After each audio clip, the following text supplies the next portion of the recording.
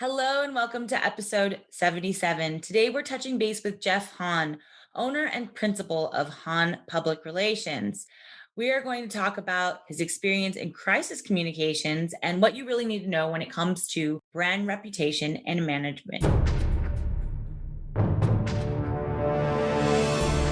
Welcome to the PR Playbook Podcast, the only podcast giving you actionable skills and advice you need to execute a strategic PR program. Warning: what you hear next may lead to brand awareness and increased sales and customer exposure. Now here's your host, Rinjini Joshua.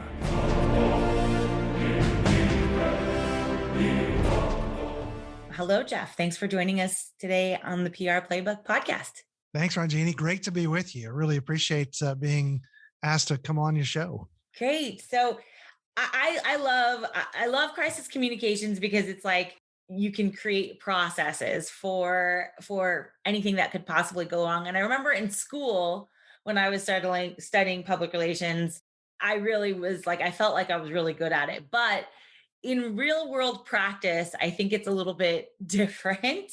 And we don't do crisis communications at all. But I'd love to, one, just get a little bit of background about you and how you got into crisis communications. And then I have a few questions I'd love to ask. Oh, for sure. And by the way, let me pick up on something that you just said. It's really important. I've always felt that crisis communications was viewed as a dark art, that only a few mysterious practitioners knew how to do it. Instead, in my 30 plus years of working both in corporate and in agency side, almost a 50-50 split, I have found just the opposite is true. Just as you said, crisis communication to me is a system. Yeah. It is a process-oriented system. And if you learn that system, you're gold. Yeah. Well, yeah, but it's also something a lot of people neglect.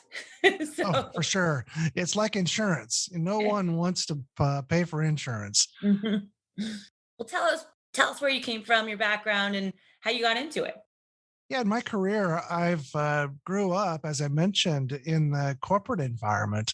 My first 15 years were spent at Motorola in the semiconductor business. And in semiconductor manufacturing, many of your listeners might know the number of chemicals that are used are some of the most toxic known to man. And so emissions and release of those chemicals is a constant concern. Mm. And as I began my work in the corporate communications function, I sort of naturally gravitated towards these stickier areas. No one else wanted anything to do with them, but I became really good friends with the facilities managers at our various facilities around the world and really learned the intricacies of what it means to responsibly manage the kind of chemicals required in the semiconductor business. And so that was really the beginning of my interest in this entire field of activity. And boy, once you put your hand up and say, I'm interested in crisis communication, all of a sudden you're in everything from lawsuits to releases to power outages caused by squirrels running into transformers to even, unfortunately, workplace violence and domestic violence spilled over into the workplace. Oh, wow. Incorporated into that, unfortunately, fatalities. And I even got to work through the transition over the year 2000 when billions of semiconductor chips around the world didn't have the ability to make that date transition. Oh, okay. That was a long time ago now, 21 years ago. Y2K, right? That's right. I was in the Y2K bunker. And so I've managed all kinds of different crises. And over that time, I've really come to understand and see a pattern, not only in how they work, but in how people behave. Mm. Yeah. No, I mean, I think it is like a really special nuance. And one of the things that I really am interested in, and I think a lot of the people that are listening to this, we're talking to a lot of startups, marketers, early marketers, people who are just getting their program started, is reputation, brand reputation, and how important brand reputation is and how a crisis might affect brand reputation. Can you give us a little bit of insight on, kind of just the different ways that reputation can be, I guess, touched by different crises. And, I'm sure there's a crisis level 1 and crisis level 10, but how important that is to kind of keep up your brand reputation. Yeah, it's a really fascinating point that you bring up. That word reputation is really complicated. Yeah. First of all, the most important thing that I try to remind clients of is that reputation is something that you have, but that you don't own. Mm.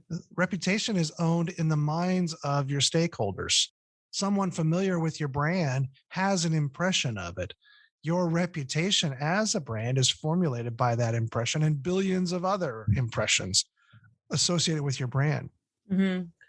Companies or brands that have very low familiarity to people, to their stakeholders at least, have a harder time managing crises because they have no reputation anchor points from which to draw. Their reservoir of goodwill is basically pretty shallow. Yeah. And so the development of reputation is really a promotional component. It's the offensive side of crisis communication. Mm. I think oftentimes about the two P's: promote to protect. And building brand is as much a defense against crisis as it is an offense in favor of that brand identity. And so I think about that reputation question in a number of different dimensions. And it really gives us a fun way to think about both sides of the PR value chain, the promotion Right. side and the protection side. And reputation is a funny thing. The most important attribute of it that I cover in Breaking Bad News, my book about the 12 essential crisis communication tools, is that reputation is really this, at its most simple form, it is what a reasonable person expects. That's how I define it. What a reasonable person expects. And so that turns into what we would refer to as normal. And Yeah. when you are outside of normal, you are outside of the expectation zone. Mm. Typically, when that occurs in public, you are in a crisis. Right. That totally makes sense. So tell us a little bit. There was a little good, nice little segue. Tell us a little bit about your book, at Breaking Bad News. That's one of the reasons I wanted to interview you. I thought you kind of were very good at succinctly putting together, like you said, like the whole process of how crisis communication works. Can you give us a little preview of what you have there? Oh, sure thing. Glad to. At the centerpiece of my book is what is known as the reputation dissonance model. And I'll explain just for a second what that means. Yes. Dissonance is the distance between what you believe and what has occurred. Think about it this way. If you've gotten into a car wreck before, a car accident, I Yeah. believe I'm a good driver, but I just ran into somebody. That feeling is dissonance. It's a psychological disconnect. And Uh, boy, we are so driven, I mean, almost maniacally, obsessively driven to reduce dissonance. mhm. So when you have a crisis situation, you are psychologically, and teams are psychologically motivated to reduce it as fast as possible. This is interesting because it means then in my model, the 5 steps that are inside of it in sequence are all focused on reducing dissonance. Okay. And I can walk you through all those 5 steps really fast. Yeah, just a quick preview. I don't want to give away the book. Well, I'm happy to dive as deep as you like, but here's the 5. The first step to reduce dissonance is to activate your rapid response team. Mm. And for your listeners who are new or newish to the crisis communication function, let me say that this is the number one thing that brands get wrong, is that they don't have a rapid response team Mhm. that is assembled, that knows how to assemble. And Right. so I would suggest that if you'd like a $25 crisis communication plan, here's all you need. You need a stack of business cards that has the phone number or a Zoom login and the name of the Oh, like conference an room. emergency card. That's it. Put Nice. that in your rapid response team's wallets or purses or desk drawers. That's all you need. Mhm. Everything else is going to be a judgment going forward. But what crisis teams often lack is simply, "Oh, where do I call into and who's in charge?" So activating your rapid response team is really the first most crucial step, and the thing that people get wrong the most, because they're not prepared. Right. The first Right. time they have a crisis is the first time they're assembling a team, and boy, that's hard. That is really, you are training under fire then. How, But like, I know we're only at step one, but like, how do you know when to get this ready? When is the right time to get your crisis? There's so many things to do when you're a startup, right? What is the right time to get your crisis plan in place? Well, I think that every brand that feels like it has some risk, and Right. when that realization, that moment, that light bulb comes on, is, oh, I've got some risk. Don't worry. Just acknowledge that moment and say, now's the time for me to at least put together my little business card size. At If least the we had team. something go wrong, Yeah. here's where we would gather. Here's how Okay. we would get together. We'll figure it out from there. Yeah. That's good. Okay. Okay, Yep. that's step one. Let's go back to the steps. I don't want to derail. Yeah, step one is rapid response team activation. Step two, once you activate, you have to issue a holding statement. That Yep. holding statement is 100 words or less, that is distributed to your stakeholders. And it simply says, we are here, we understand what's happening, and we are working the problem. Right. Just do that much. And you've gone a long way towards giving yourself space to think. And then the three M's that are inside the rest of the model: message, messenger, and method of delivery. Okay. Now, message can contain all kinds. Oh boy, there's a lot of decisions to be made there. What is it that you're going to say? Oftentimes, you don't have a lot of information. And so, my suggestion to brands who are working in an unfolding situation is utilize the tool of strategic ambiguity. Say just, say just enough to be empathetic and human in the moment, but Yeah. stay in the present. Sometimes you get enough information that you can actually talk about corrective action, depending on how fast the situation is moving. But Right. message also has within it questions of corrective action or even apology. Right. Boy, and apologies are really complicated little devices. So you have to Mhm. be really careful. I devote lots of pages to the art of apology in the book because it's such a tricky thing. Mm. Um, if you get those apologies wrong from a timing standpoint, from a content standpoint, is it a full apology? Is it a partial apology? Is it a temporal apology? Gee whiz, that can be messed up pretty badly. And if you mess them up, you either sound inauthentic or you sound guilty. Right. So be Right. careful in message. Yeah. Then messenger. Who's the right spokesperson for you? Right. In your brand, it may be that your default idea is, oh, the CEO. My response would be, that's the second biggest mistake that rapid response teams make, Wow. is to assume that your CEO actually knows what the hell they're doing. Yeah. They need to be managing the crisis. Right. So let them manage the team, get someone else to be the spokesperson to speak to stakeholders. Right. They're the captain of the ship. They can't also be communicating with everyone. Yeah, You that's true. got it precisely. True. And then the third area, method of delivery, that's the fifth step. Oftentimes, brands and brand teams think, well, we should hold a press conference, which is the third biggest mistake that they could possibly make. Wow. And so, in order, here's our knee jerk reaction: we need to issue an apology from the CEO in a press conference. Right. That is like the seven deadly sins wrapped up into three steps. Yeah. Terrible, terrible Yeah. thinking, because, oh gosh, I can't even, it takes too long to explain. Yeah. But the good news is you've got about a dozen different methods of delivering information to your stakeholders.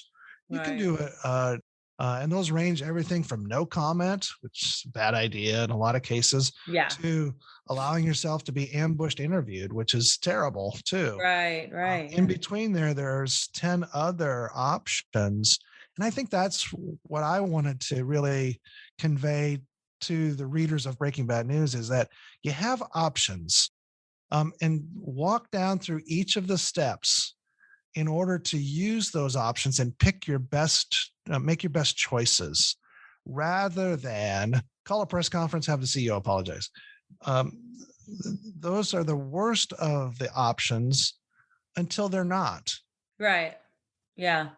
What is a good give us can you give us a good like real life, I know putting you on the spot, real life example of a time where it was done well. I have an idea of a time when it was done poorly, but we'll hear your example of a time when it was done poorly and then a time when it was done correctly so that we have like a measurement.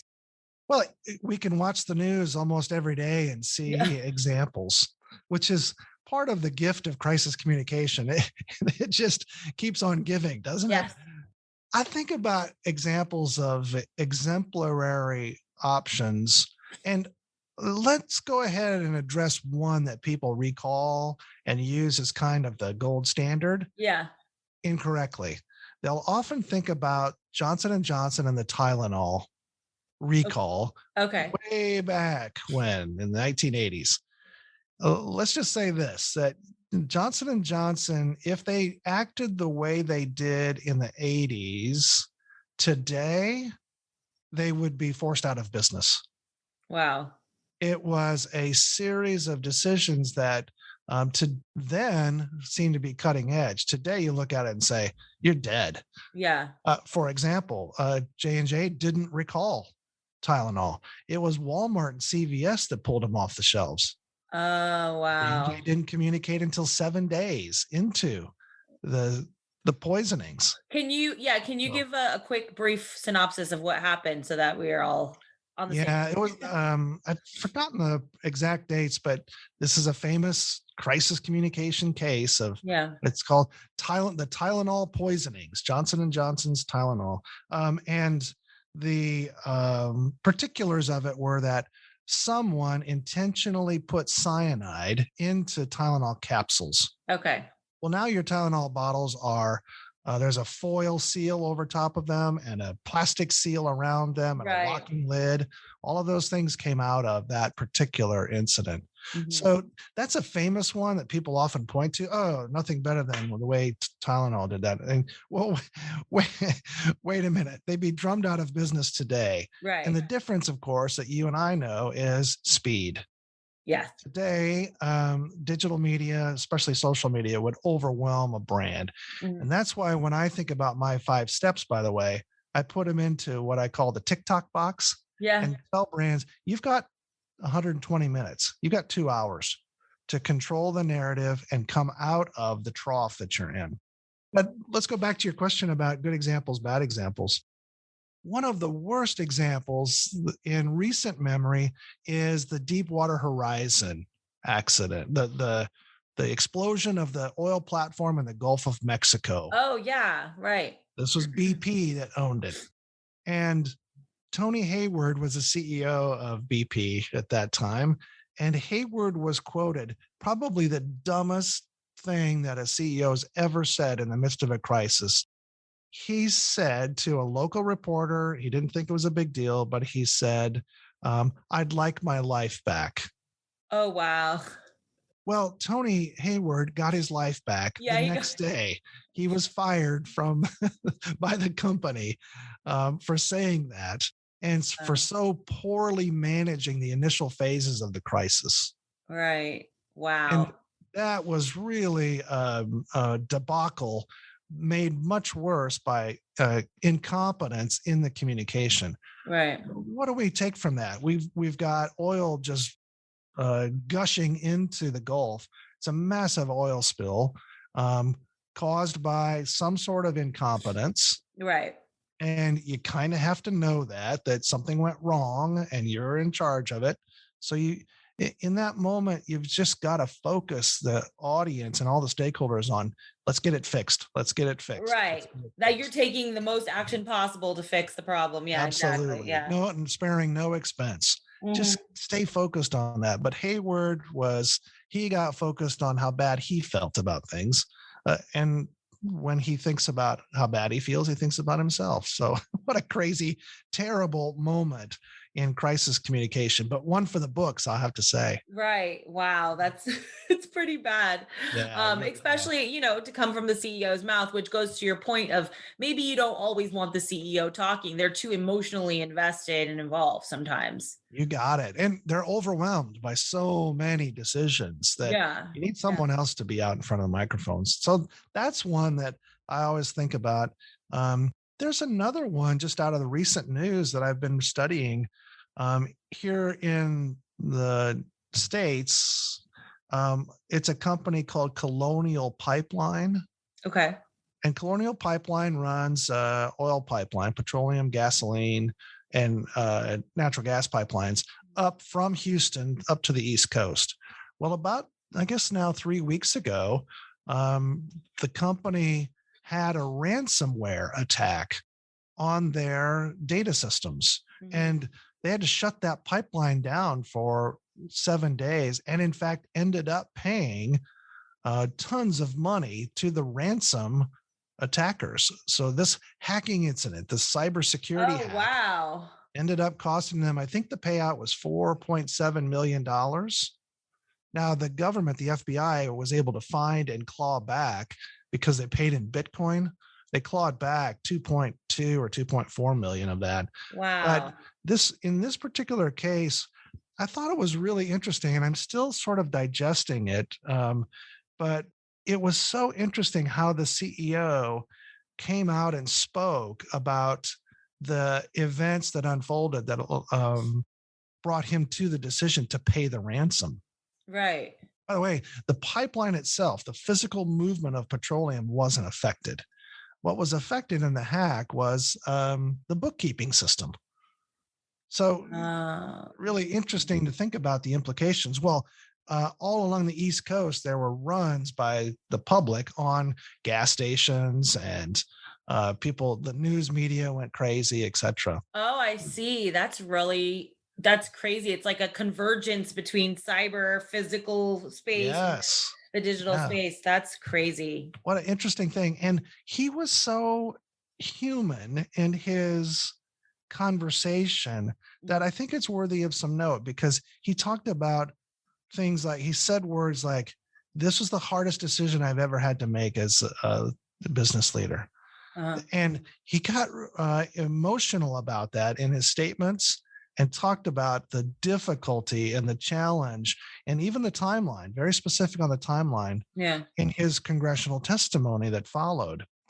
I felt like that was one of those that I might put a marker in my head on and said, that was a moment where we heard a CEO talking about the excruciating responsibility of making effectively life and death business decisions Right. for that pipeline. And to me, that opened up opportunity, as someone who didn't really know about the Colonial Pipeline in the first place, Yeah. had no affinity towards the brand at all, no acknowledgement or familiarity of whatsoever of it prior. So all of my reputation thinking was on this CEO. Do I Mm. like him? Is he authentic? What do I feel right now?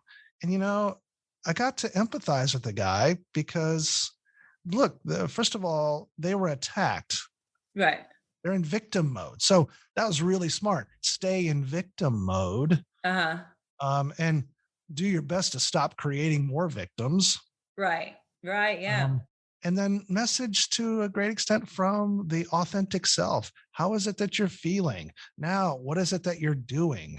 Yeah. And how could this have happened? Of course, how do you prevent it in the future? All of Right. those things he talked about, which to me was like, a reasonable person would say that's a normal dude in an abnormal situation. Right. Like you're Not saying, a very human response.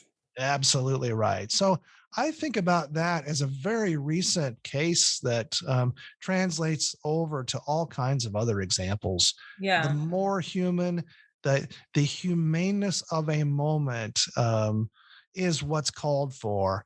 Those brands that dig in, that issue crappy apologies, that half-hearted statements that are basically dismiss any concerns that the public might have, those brands get buried in the press. So there is a fine line, and I think this is a good thing for people to take away. There's a fine line between being too human and saying I want my life back, Ah, being a regular human and kind of being not objective, but just matter of fact, realist, yep. and then being like totally fake. No So those question about three it. I boxes. love that continuum that you drew out. Yeah. And for me, the guidance always is if you stay in the present tense, Present tense. Okay. you're okay. I If you love it. start working in the future, I'd like my life back, for example, you get into trouble. So stay in the present. I love And that. that is one of the most difficult things for any spokesperson or any brand to do because they want so badly for this thing to be over and done with. Yeah. Who That's the doesn't? dissonance. So we talked, at the very beginning I asked you about reputation.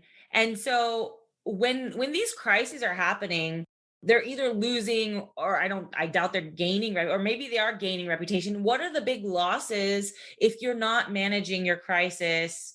This might be obvious, but might not managing your crisis properly. Let's say you don't have your crisis team in place, you don't have things to say or ways to say it. What are the losses that these companies are being affected by? Well, you can certainly add them up both in intangible and tangible. When on the intangible side, loss of trust, loss of reputation, those are the non accounting side of the ledger. But in many cases, you can also assign financial loss to it. There's one famous case involving meat packer Beef Products Incorporated, a Midwest meat packer, and they do pork and beef products. They were implicated in a very famous crisis case, and now known by two words: pink slime. Oh And God. pink slime was a beef product. It was pure beef, but it was centrifuged beef. As they took it off the bone in high speed centrifuges, it would spin off and it would create this beef product, kind of kind of like hamburger, but slimier. Slimier. Oh my goodness. I think I'm going to go off of beef after this. No, in fact, it's perfectly good beef. And ABC News got a hold of an internal memo from an FDA inspector who referred to it as pink slime, made an enormous deal out of it. Well, for Oh, BPI, pink slime almost brought it to its knees. And in fact, over the course of many years in litigation, it turned out that the overhyping of the idea, the overplaying by ABC News, that just was, they wouldn't, it was relentless. I think in the legal filings, the BPI team showed that ABC had used the phrase pink slime more than 1,800 times in wow. 2 weeks of promotions and teasers on World News Tonight and in Mhm. a special 2020 episodes, etc. And so what the judgment finally came out not too long ago, just a couple of years ago, of a few $1 billion in favor of BPI. Wow. Yeah, and For ABC slander or News. something? Yeah, and Okay. ABC and Disney, parent company, had to pay up. Wow. So really interesting how the financial side of the ledger can in fact speak at certain moments in time. Yeah, that's very and that's that's crazy. That's gross. Um, the one case that I keep coming back to in my mind is, because I had spoken to someone about this recently, was the American Airlines situation. Well, do you mean the United where Sorry, United, they drugged the United. Yeah, guy yeah, off the United, plane? Yeah, yeah. United, and Absolutely. and that was just, it's just the worst like combination of timing, statements, or lack thereof, action. Yes. That was amazing. I don't know, how do you come out of something like the United Airlines, thing? It's like, I think they've obviously been very financially affected from that. I know people who tell me they won't fly United Yeah. anymore. Yeah. Well, What do you think is the end result for those? And especially after the pandemic, right? There's no flying because of the pandemic, and now this crazy situation. Do you think they're on their way out? I don't think so. United, in fact, just made an enormous purchase of new jumbo jets. Uh-huh. And so they're doubling down on their food Doubling down. Okay. and but you think about that incident, and there's a couple of really funny little components to it. First of all, the CEO of United really did a poor job of communicating Yeah. about that. The first thing that you've got to say is something about how frustrated and upset you are that this occurred. Just Yeah. say that. The circumstances don't matter, but Yeah. just say that. Yeah. Here's one of the funny twists. I remember reading just like 2 weeks prior, and I think his name was Oscar Munoz. Um, he was awarded like the communicator of the year by some magazine. Anyways, what a terrible communication job he did, because it came out and it sounded like a really legally crafted statement. It was Uh-huh. really horrible. Yeah. Um, and that extended for days on Yeah. end. It was Yeah. awful. And so when you think about the implications to the brand, that is something United won't ever get over. Right. But I was on TV. I actually got asked to onto a morning news show. Hey, what would you do Yeah. if it were you? And I said, well, first of all, you've got to demonstrate that you've got a new training protocol. You have an unruly passenger. Here's all you need to do: zip tie one of that person's hands down to a seat and don't let them move. Fly them to wherever they want to fly them, escort them into the hands of US Marshals, into the police when they get there. They're going to be for 2 hours or whatever the duration of that flight, they're going to know they've got a real problem on their hands. Right. And the part of that they caused. Second, I think what I suggested at the time was, if in fact the passenger had no fault, Right. then here's what you should do. Ask that passenger to identify as many of his family and friends that he would like to fly on a United trip and take a party trip around the world. Yeah. Fly them from city to city to That make round the world ticket that they have. Yeah. absolutely. What you're going to do is like a 10 city stop around the world, and you're just going to party it up with this guy. Yeah. All you want is a notion of forgiveness and Goodwill. goodwill. You got to refill that reservoir of goodwill. And so that was my suggestion. I don't think anybody from United was listening. No. Oh my God. Yeah, that was such a fiasco. And that was the question. The reason I thought of that is how long, I mean, I'm thinking about United. I know people don't want to fly to United that I know. Like, how long do these crises last sometimes? And for a startup, it could be a non-starter for them, right? Like they could be out of business because they're a startup. But for Yeah. companies that are established and things like that, I'm sure the time frame's a little bit different. But you know how they say in school, like, hey, next week they're going to be talking about something else. How long does that last? How long does the story last? Well, interesting. I mean, I'm just observing from our own conversation here. That event happened in 2017. Oh, did it? So for you, 4 years is the answer. Wow. I didn't, you know what? It feels so recent. It feels so recent. Yeah, No, it did not happen in 2017. Really? absolutely. Let's Google it. Oh my goodness. Yeah, that feels very, very recent. Yeah, I'm pretty sure. Well, you're not wrong about the news cycle. I mean, a Yeah. lot of good crisis communication is judgment about what will wash through quickly and what won't. This case, in the United Airlines case, it was so public and so visible Yeah. that there's no way that's going to be out of the news cycle. No Right. way. Yeah. And so you have to practice to a certain extent some judgment about what's going to stick and what's going to be replaced. Yeah. Yeah. I mean, that's really important. I mean, the crises are, for me, it feels like it's so hard to tell what's going to happen, but preparedness is such a good thing. What do you think? I like to leave all these interviews with, some kind of tips for someone who's building a plan. And what are you mentioned the card, which I think is such a great idea, your rapid response team. But if you're going to actually dive into a crisis communication kind of plan and start creating something, what are the first steps into getting into it, and what is the kind of support you need? Obviously you got your company focuses in crisis communications and brand reputation. How one one so sorry, two questions. One, how do you get into it? Like, how do you get your wheels spinning? And then two, how do you know when to bring someone in? Do you remember the band Dave Of Matthews? course. Dave Matthews Band. Dave Matthews Band had this great song. I love it, and it was the title of it was "What Would You Say?" Okay. That is the question that helps start any crisis team's thinking. Imagine 3 or 4, maybe a top 10 list of things that go wrong or could go wrong for your brand. And the simple question you have to answer is the Dave Matthews Band question. What would you What would say? okay.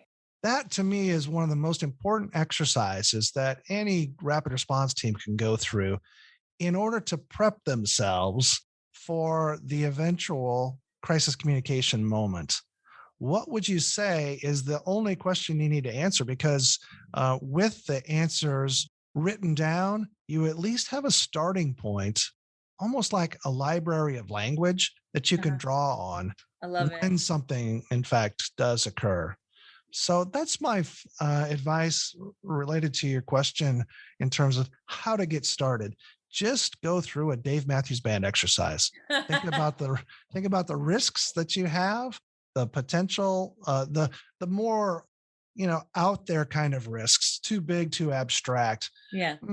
Leave those alone. But every brand with employees has some internal risk. Right. There's mistakes get made, accidents happen. Think about those. Yeah. Then all the external risks, like there could be some enormous earthquake that wipes us out. Well, you really don't have much control over that. So I don't think it's worth talking to or spending too much time in those externalities that you have zero control over. It's Okay. the stuff that you have control over that you worry about the most. Yeah. That's awesome. And That was the first part of your question. yeah. Remind me of the second part. And when do you know to bring someone in? Oh, when you know to bring someone in. I think if we use Dave Matthews Band question as our message orientation training, then I really think that brands are served well when they practice the messenger part. Okay. And you know when to bring someone in when you're all looking at each other saying, who can go on camera? And if you're throwing up in your mouth right when you think about Yeah. that question, that's when you know. Okay. Find someone who can train a spokesperson for on-camera moments. Yeah. They have to have the ability to deliver a message very humanely and empathetically in a super short amount of time. Yeah. That's a practice skill, by the way. I've done hundreds of interviews, and I Yeah. still, before I go on camera, I'll still have our in-house media trainer take me through my paces. Yeah. That's good. Okay. I have two questions. Two questions that I think are important. One is, I don't know if there's an answer. How long does it take to put together a crisis plan? And I know it's kind of like an ongoing thing, but let's say your initial crisis plan, how long does it take? I think of crisis plans as really old-fashioned instruments these days. My first answer then, of course, is the business card. Back to that. How long does it take to identify the conference room, the Zoom room, and the conference bridge number, the phone number that you're going to call into? And how long does it take for you to identify those people who have that card? Okay. Yeah. The answer to all those questions is your crisis plan can probably be created in 2 hours. Okay. That is your rapid response team activation. Right. Now, rather than putting together a 3-ring binder with pages and pages and pages of information that no one will ever look at again, Uh-huh. I can't tell you how many of those that I've put together in my time. And they just gather dust on the shelf. Rather than Yeah. do that, invest a half day in a training exercise. Yeah. So get your rapid response team together. It's typically a minimum of 6 people, and invest a half day. There you go. There's 6 people times 4 hours. So the specific answer to your question is 2 hours for your rapid response team card and 24 total man hours for your crisis training. There you Perfect. go. You answered that in such a nice box. Um, but yeah, no, that totally makes sense. And I think especially now in this digital age, things move so fast in so many different directions. You want to have a plan that's really current. You don't want to have something that you made 6 months ago and try to use that for what's happening in that moment. You got it right. It doesn't work. And so what you're really investing in is not words on pages. Instead, you're investing in a team and building their muscle memory of Mm, how do we respond? How do we work together in a crisis? Whose assignment is what? And if you don't have those swim lanes, those assignments clearly laid out, you're going to be scrambling around, knocking into each other. It's yeah. especially true if there's a lawyer in the room. Lawyers are Okay. trained to manage the court of law. PR professionals are managed for the court of public opinion. Yeah. Those two things are not compatible. They're not. And so the lawyer really has to know and respect what the PR person needs to manage, and vice versa. Yeah. What happens oftentimes in dysfunctional teams is that the lawyer decides that he or she is the person who should write the message, deliver the message, and somehow or another that the PR person just hit the send button on this. That's all you're good for. That it takes me back to the example that you gave, which is the one person from the pipe, no, not the pipeline, but the BP guy who, didn't, he wants his life back. He didn't have, or no, there was another example that you gave that was like all legal Oh, terminology. well, I think it was Oscar Munoz with Yeah. United. It Oh, was the United. Yeah. his initial statement to the public was just horribly mangled. Yeah. It must have been the lawyers. It had was to be the lawyers. clearly a lawyer got in the way of that. Right. Right. Yeah. Okay. So I added another question. This is going to be a never ending interview. How often should you revisit the plan? And I would say, okay, I'm going to go intuition every 6 months. Good Or is that idea. too much? Do your Dave Matthews Band exercise about every 6 months. Okay. And what'll happen is that you'll find that issues, and limit yourself to a top 10 list. Issues you thought were in the top 10 6 months ago, a couple of them will fall away, a couple of new ones might be added. Great. And categorize those issues, by the way, from into types. There are issues that are internally created. I had, for example, a university client who I did an extensive amount of work for. They have a number of risks that are created simply by being a university. Uh-huh. And they are internal. For example, plagiarism and cheating, faculty as well as students. That's something that happens at universities. Student fatalities. It's something that happens at universities. I consulted for years, 25 years, with marathons, road races, and people die when they try to run a marathon. And so I will attest to feeling like you're going to die at least. yeah. The one time I did it, I know that feeling. Yeah. But you can anticipate those as real possibilities. I would characterize them as probabilities. Yeah. Then there are things that are out of your control. Characterize them as emergencies. Yeah. For example, you're walking along the street, you're walking on campus at a university, and a natural gas line explodes, blows up the cafeteria, and everybody. Yeah, it's an emergency. That's an emergency. Different from a crisis situation, which is typically brand oriented, brand created, and reputation damaging. You know what? Accidents occur. Those kinds of situations, that's the realm of emergency management. Okay. Here in reputation management, we're really in the realm of crisis management. Right. And so difference, emergency management versus crisis management, one has to do with safety, one has to do with reputation. Yeah. No, yeah, Those that's also important to do. Yeah, and so Yeah. split those apart and really think hard about, hey, in emergency management, you're going to let the first responders take the microphone. In Right. crisis management, it's your responsibility. Yeah, that's a good point. Okay, my last question Yeah, sure. is, do you have a crisis management plan for yourself or your company? Like, is that something like every company needs? It's a really great question. In fact, what we have discovered as a agency, and Yeah. we're small, we're only 35 people Yeah. in our agency, but rather than us have our own crisis plan, instead we have our own rapid response plan. Okay. And here's what it is comprised of: um, assembly of a core team. And we know who those people are.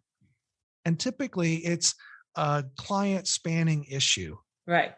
If there's a client spanning issue, we assemble our team and activate. Then we create a set of messages as well as recommendations Perfect. for our clients.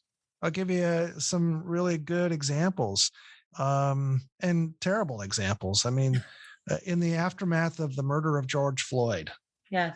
all of the civil unrest and the race oriented protests that occurred. I mean, several of our clients were very concerned on the Dave Matthews Band question. What do we Yeah. say? Yeah. Right. This is Right. a client spanning issue. And so our rapid response plan is to think about those social issues that could, in fact, affect or Particular concern client. multiple clients. Yeah. That's when we activate.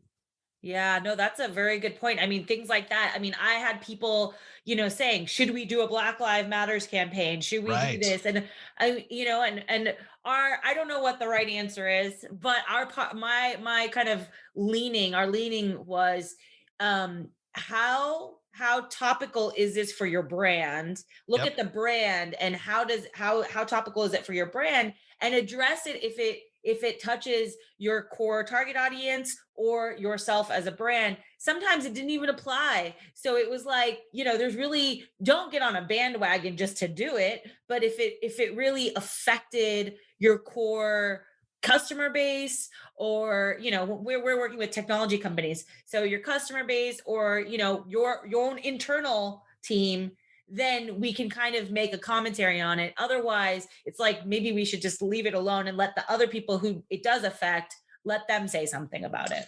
Oh, I love it. I think that's such good judgment on your part. And you used a word that prompts me one more step, which is, does it attach to your core values? Yeah.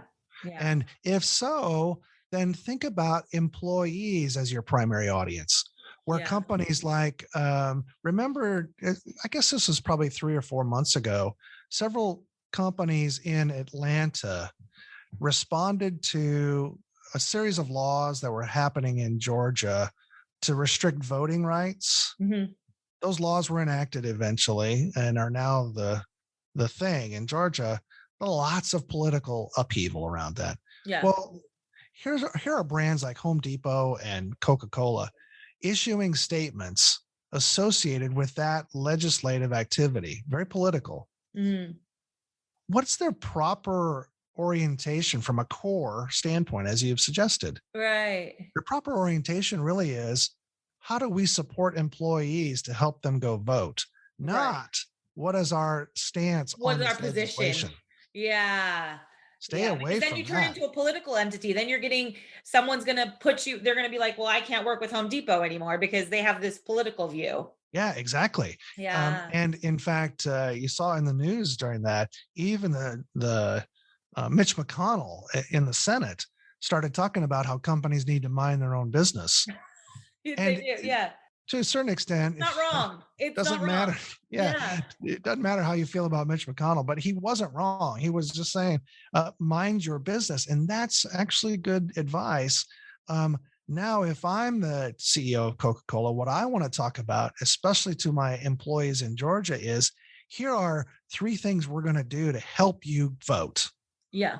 Yeah. even despite the laws that get enacted. Right. Now you are communicating appropriately and responding appropriately. Right. Yeah. No, those are very, I mean, I'm glad that we ended up covering this part of it because these are issues that people are going to think about, even though they're not directly crisis for them. It's a, community crisis or, Yeah. A public crisis, and you have to learn either to address it or not address it and how and when to do that. So that's another facet of this crisis communications that I think is really interesting, when and when not to make commentary. It's tough to figure out, but there's people like you to help. True enough. And I think the helping part for people like you and me is our objectivity. Yes. We're Yes. not so far down in the weeds that we can't very quickly come up with a series of recommendations. And you'll Absolutely. be in the war room with clients and they'll come up with 25 objections to whatever recommendations that you bring up. And once they've washed through those, they come back to your recommendation. Oh, yeah, that is the thing to do. Yeah. So it's a fascinating cycle, but people have to work their way through these very tricky and difficult, foggy situations. Yeah. The objectivity that you, me, and those in our profession, our craft, bring to the conversation is really important. Yeah. Yeah. I mean, I don't think about that side that much. Every once in a while, I'll get a question or two, but it's a nice perspective to have. Now I'm going to start thinking about all these situations as I go into my day. Absolutely. Well, as we said at the top of the conversation, crisis is the gift that keeps on giving. So you have Yes. plenty to think about. Yes, absolutely. Thank you so much. This was so great, very informative. Breaking Bad News is the book that you have. We'll have all the links necessary in the show notes so everybody can get those. And where can people find you? What is your website? Best place to go is breakingbadnewsbook.com. Perfect. And if you sign up, I'll send you a free copy of the book. I have a whole stack of advanced reader copies that I'll be glad to distribute to your audience. Okay, great. And I think I'm probably going to update the book this year from republishing next year, Sure. but not too much. It's just that the case studies that continue to accumulate, Pile up. Yeah. I can't resist them. So I want to update the book already. Yeah, no. Well, I'm going to be signing up for my copy. So, so that's awesome. Thank you so much again, Jeff, for speaking with us today, and talk to you guys next time.